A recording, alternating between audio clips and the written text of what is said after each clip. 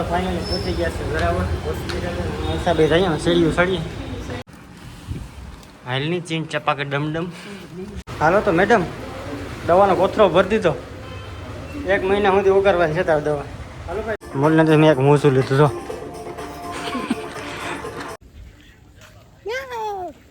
રંગલી મિંદુડા બોલ્યો તો જાઉં.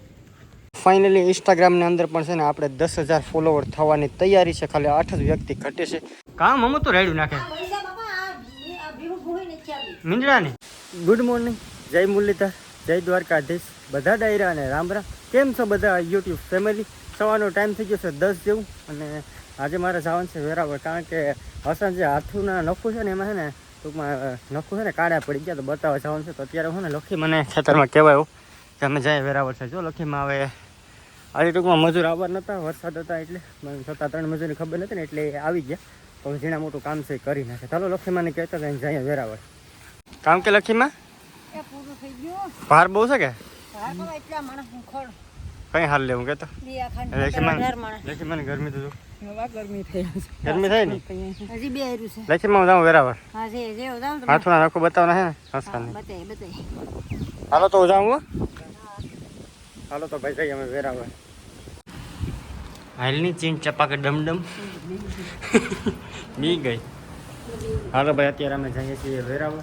અચ્છા બધી આ થેલીમાં બધી બાજુ દવાખાન છે કામ લઈ ગયું હોય પાકેટ લીધું ને અહીંયા તો કાંઈ વાંધો નહીં. બીજું શું તો નીકળી જાય જલ્દી જલ્દી. એમાં તડકો છે તો 2 વ્હીલ લઈને જાય બરાબર. નીકળ્યું નથી કે આ મોગા વાયરા નથી. હા કંઈ વાંધો નહીં વારી લે તો જલ્દી કાંઈ મોડું થાય પછી. હા ઘણી ત્યાં હાલતો થયો ને એટલે અહીં બસ ડેલે પકડું એટલે ખડી કરું ભરતો ને મોગો બોગો વારી લે. એમ તો વરસાદ જેવું વાતાવરણ એવું થઈ ગયું પણ નહીં વાંધો હવે તો તડકો છે નહીં કરો. હાલો જઈએ યાર હવે જઈએ પાકું ફિક્સ નીકળી જઈએ બરાબર. હાલો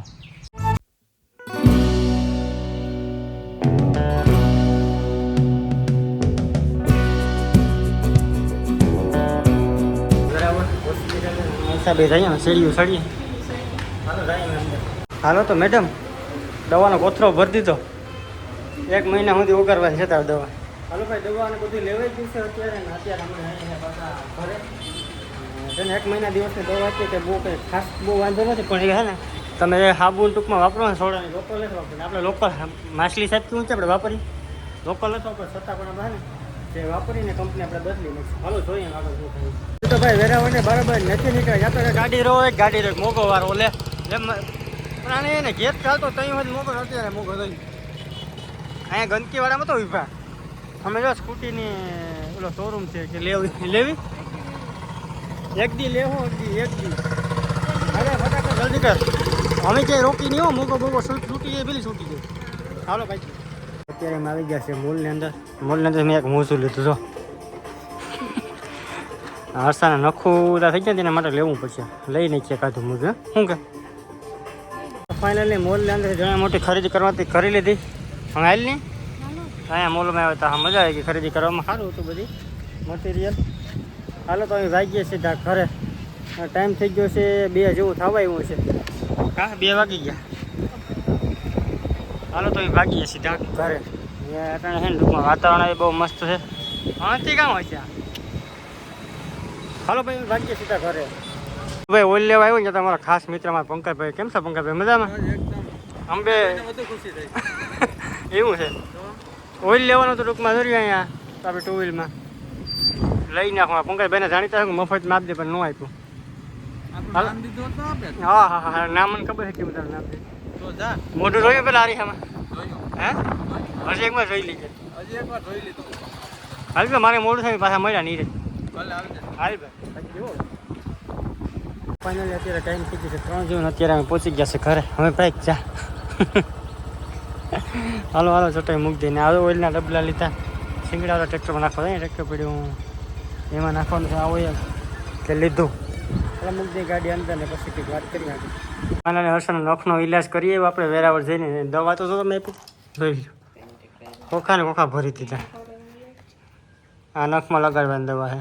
ત્યાં નખું ક્યાં ગયા તારે એ બધું રાવા નખું થઈ ગયા. કેવાનું કીધું હા કામ કીધું ડૉક્ટરે? દવા ખાઈ ગઈ આ ખાતે રાખો હાલો 250 mg આ કેટલા ને એમ કે 400 mg તો લખીમાં આવી ગયા મેં વેરાવળથી ઘરે